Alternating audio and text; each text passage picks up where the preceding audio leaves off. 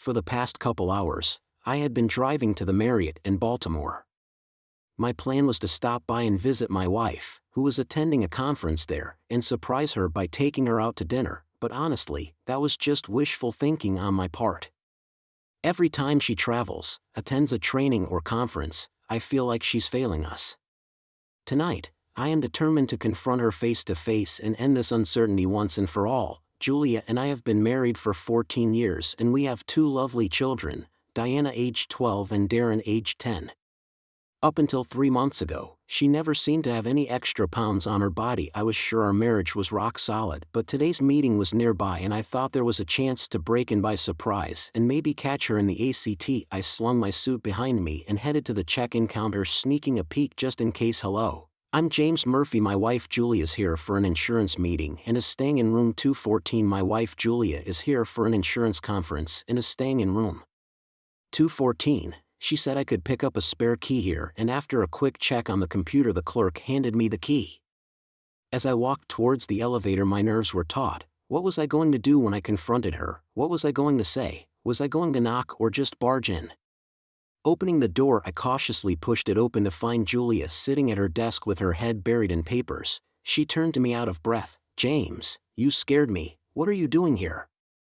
Hey honey, I've got a bit of free time and I wanted to surprise you with dinner with me. I explained to you that it's great that you're going to be spending the night here, right? I really need your company, she exclaimed and gave me a kiss on the lips.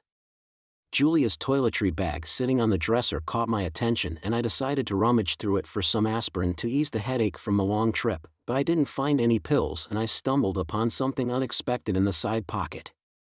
After the birth of our son Darren, Julia started taking the pill, which unfortunately made her nauseous, so we decided I should have a retinectomy, and since then we haven't used any contraception, and it's been a relief not to have to worry about condoms and the pill, but now finding these condoms in her wash bag left me dumbfounded, and as I hadn't gone under the knife I quickly concluded that my beloved wife had indeed cheated on her.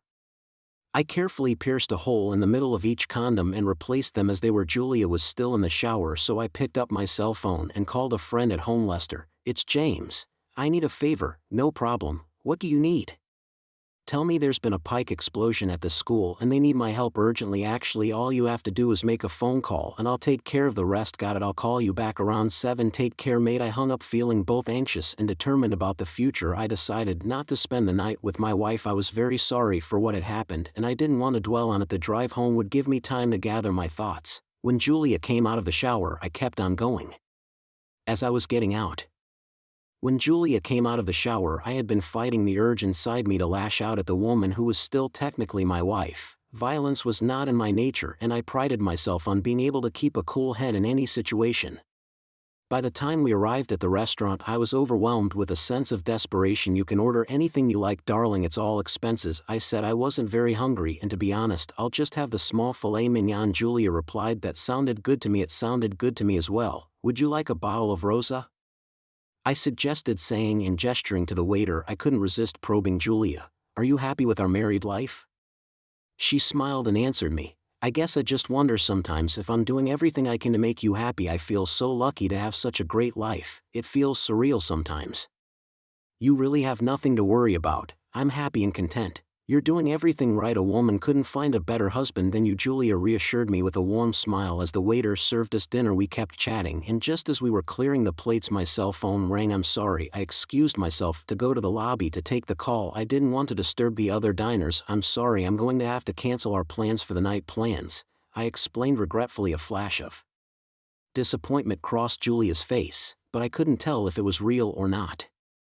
As we boarded the elevator we ran into Bill Sanchez. Bill is a business associate that Julia often travels with. Hi Julia, I stopped by to see if you wanted to have dinner, but no one answered me. I can see why, Bill said and held out his hand. Bill Sanchez, you must be James. Julia talks about you a lot. James came downstairs tonight to spend the night, but suddenly there was an emergency and he had to go back. Juliet explaining that it went well. It looks like I'll be sleeping alone again tonight. It's very difficult to keep a pleasant expression on your face while shaking hands and forcing a smile. Julia, I really think you'd better resign. I'd be much more comfortable if you didn't work with Bill.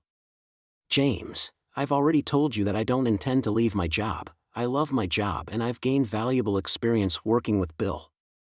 I packed my bags and set off for home. With every mile I walked, my mind wandered to Bill stopping by Julia's room after dinner. I couldn't even find a way to avoid intimacy with her, and while divorce was the outcome I wanted, I lacked sufficient evidence to justify it. I refused to tolerate it any longer, but I knew I needed help. 2 days later, Julia came home with a big smile on her face that only fueled my anger.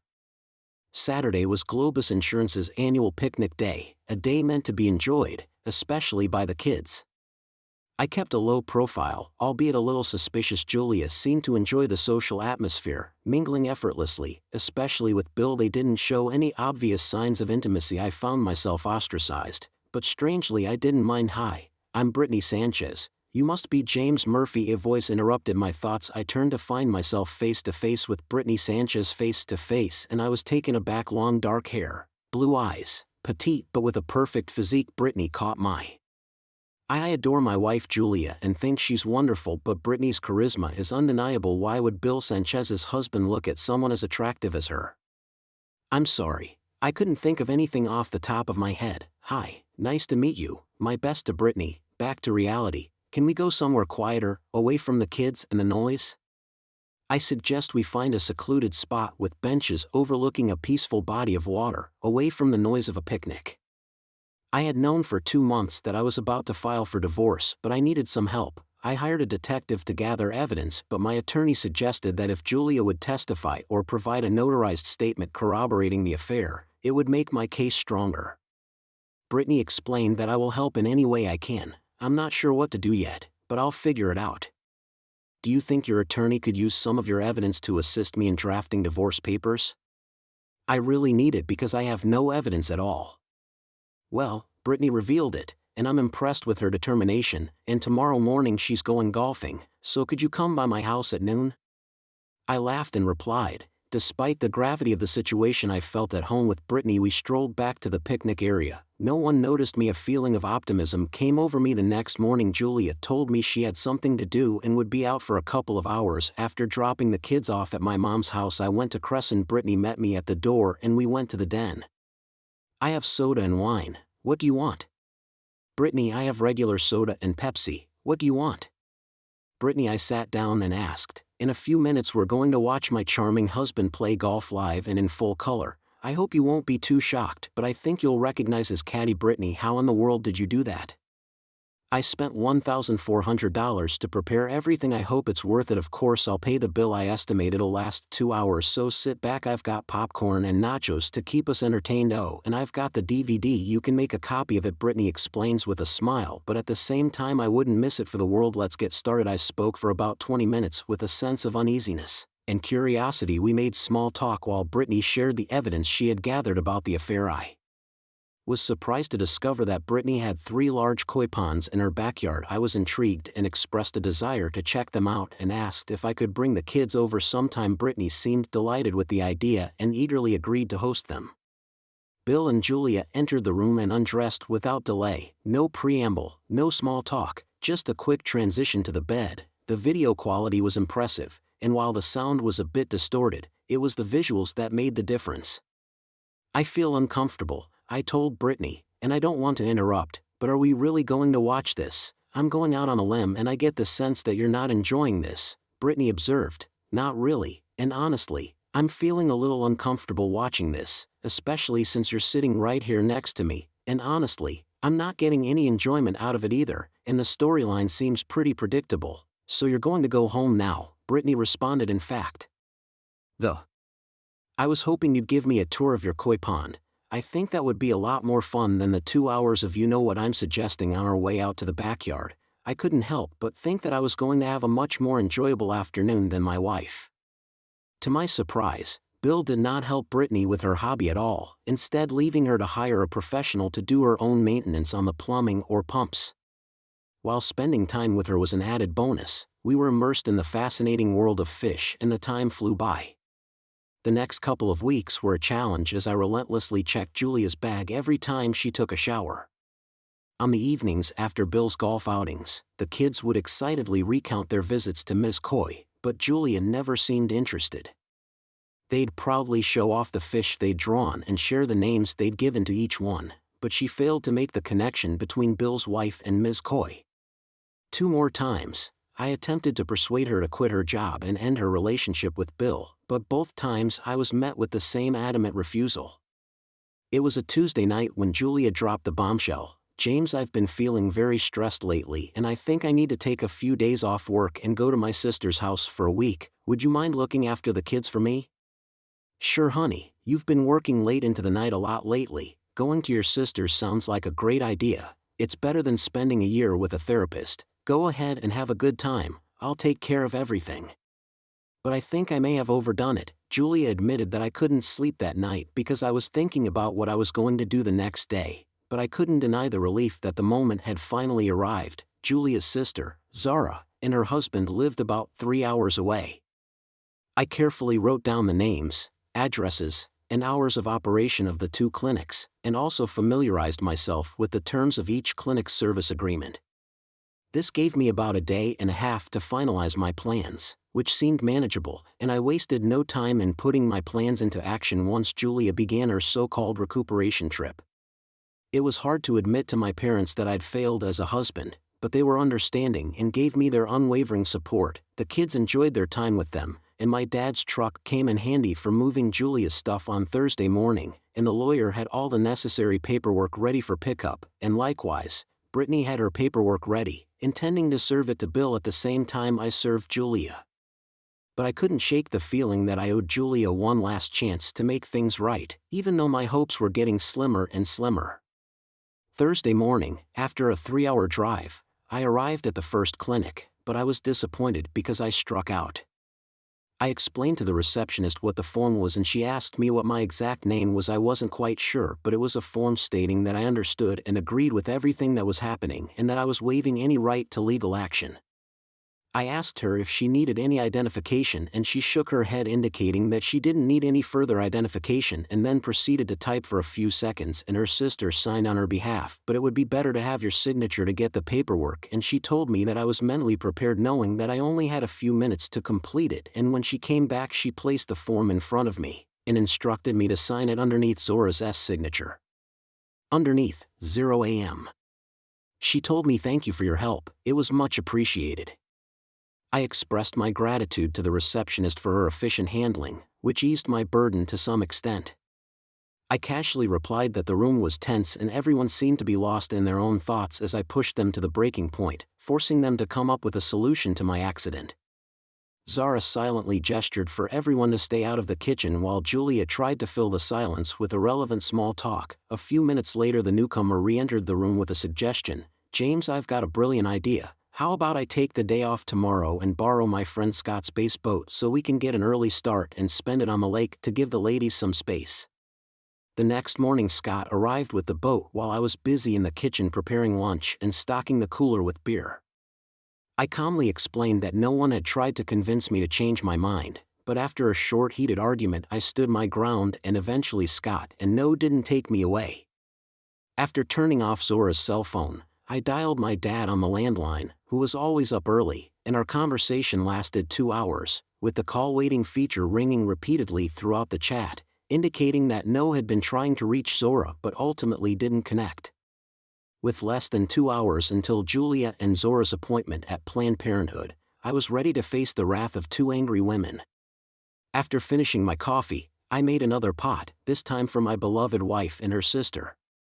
"I thought we could all go out for a nice lunch. I have to go back tonight so I don't want to spend the whole day on the boat with No and Scott," I explained. Julia's expression suddenly became stern. "No, Zara and I have plans today, we'd better go out on our own. I'll go out with you anytime, but I only get to see Zara a couple of times a year, and you're going to be here the whole week. Julia, I think you could at least give me half a day, considering I drove all the way out here." Zora picked up her cell phone and dialed. Meanwhile, Julia sits slumped in a kitchen chair, looking as completely deflated as if she'd been hit by a truck. From the kitchen, we can hear Zula reprimanding No on the phone, as if he's made some kind of big mistake. "Okay, tell me what you guys have scheduled for today and I'll decide. If I don't like it I'll find something else to do to pass the time, but I still don't quite get it. You guys have a whole week here and I only have today. You're not meeting a couple of guys, are you? I'm trying to lighten the mood." We just want to buy something private, BRZ lingerie and pajamas. This is the kind of shopping we don't want you guys peeking around while we're trying on clothes," Julia clarified with an exasperated huff. "Well, most of these stores are in the mall, and I can easily find a way to keep myself occupied while you guys are in the fitting room. So I'll just tag along without getting in the way, and you guys don't have to entertain me either." Zara stood in the doorway with an expression of both frustration and annoyance, and despite her silent glare it was clear that she wasn't going to convince me of anything. Julia sensed the practicality of the situation and stood up. "I've got to go and get changed," she announced as Julia left the room, a note of defeat in her voice. About 20 minutes later the light on the landline phone came on, which indicated that someone upstairs was on the phone. The clock was ticking. They were an hour away from their appointment at the center. I was contemplating my next move. If they tried to leave without me and alone, I'd follow them and make sure that they knew it, but I doubted that they'd take that course of action. 20 minutes later they were downstairs. My intention wasn't to stop Julia's plans, but to inconvenience her further. I stuck to my car, determined not to let them leave me. Miles from home I pulled into a service station and meticulously filled the gas tank. I kept a careful eye on them, but wasn't interested in their activities or shopping. They didn't seem to be having fun and spent most of their time in heated conversation and gesticulating. Despite my efforts to remain inconspicuous, I kept them in my line of sight, and it was obvious that they were engaged in a serious discussion. And as the time for the appointment passed I managed to postpone the inevitable, knowing that Julia would still go ahead with the operation, so I wasn't going to make any further interruptions. P.M. Conversation during lunch and on the drive was minimal, and I knew that the two women were treating me with hostile and couldn't help but smile to myself, which I enjoyed. I asked Nono and Zara if Julia and I could talk privately in the kitchen. Zaha gave me a contemptuous look, but they both retreated to the living room. "Julia, I want to ask you one more time, would you consider quitting your job and ending your relationship with Bill Sanchez?" "I've already told you, James, I'm not going to quit my job and I'm not going to end my relationship with Bill. It's final, and if you can't accept that, then we don't have anything to talk about." "Julia, I've asked you many times over the last few months and you've refused every time. I have no other choice. These are the divorce papers." She stares at me and leans forward. "You can't force me to do this just because I won't listen to you. You need grounds for a divorce and you don't have them. I suggest that you go home and reconsider your behavior. I'm your wife and I don't want to have to change my life just because you're not happy with my choices." "Julia, why did you go to visit you this week?" "Sister?" I asked her in a firm tone. "That was a ridiculous question. We have already discussed this," I pressed on. "You think you know everything, don't you?" Her response was, "Julia, why did you and Zora go to Planned Parenthood on Wednesday?" I didn't notice her displeasure and pressed on. The room grew silent, except for Julia, who shifted uncomfortably in her chair, her courage fading. In a serious tone, I asked her, "Why did you give $800 in cash to Planned Parenthood?" I asked her to stop badgering me. "It's none of your business." Her anger flared up again. "Julia, Planned Parenthood does abortions. You know it. I know it. Everyone in town knows it. I've had my tubes tied. Why would you want an abortion? A month ago and last week, they confirmed that I'm sterile. Do you have a report from Planned Parenthood confirming that you're not pregnant? Why won't you admit that you've been having an affair with Bill Sanchez for the past 6 months? We both know the truth, but you refuse to admit it." "I'm not going to sit here and listen to your baseless accusations," she countered defensively. "So nothing happened between you and Bill Sanchez? If you know what happened, why don't you confront me face to face like a man?" The phone rang and I answered. "Hi Dad." "Yes, 10 minutes, thanks for letting me know." Hanging up the phone, Julia interrupted. "Dad will take your stuff to Zoe's. He'll be there in 10 minutes. The locks on our house have been changed. If there's anything you've forgotten to take with you, let me know and I'll bring it down for you," I explained, trying to keep my tone neutral as she stayed silent, absorbing the information. "Here's your car's title. I've signed it over to you." I proceeded to hand her the paperwork. "And by the way, there's a DVD I didn't get a chance to show you that I took on May 10th when you and Bill went to the Scandium Motel.